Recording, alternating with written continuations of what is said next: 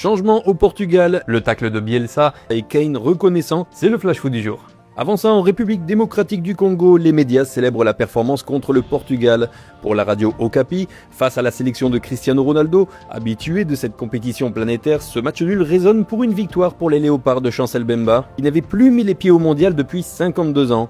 Du côté du site actualité.cd, ce fut une rencontre difficile pour les fauves congolais qui ont été dominés dans la possession de balles comme d'aucuns s'y attendaient, mais l'aspect défensif qui caractérise cette équipe a fait la différence. Enfin, Média Congo résume l'état d'esprit des Léopards avec un titre sans équivoque.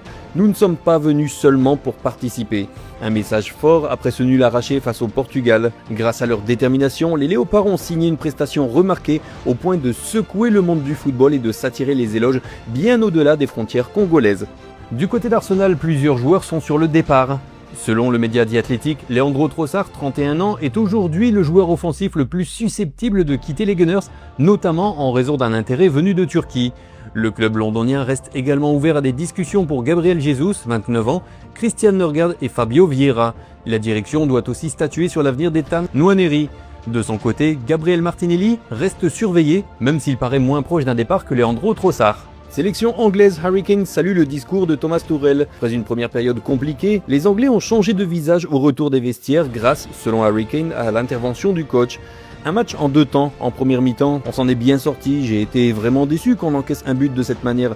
J'ai trouvé qu'on avait baissé le rythme. Il faut rendre hommage à l'entraîneur, il nous a fait un discours à la mi-temps, il nous a dit que si on perdait, on perdrait à notre manière, et je pense qu'on l'a vu dans la façon dont on est revenu en seconde période. On était à fond et n'ont pas pu suivre le rythme, à apprécier l'attaquant du Bayern. Sélection brésilienne, Neymar est toujours incertain. Le joueur de 34 ans a repris l'entraînement, il a cependant travaillé en marge du groupe avec uniquement des exercices physiques.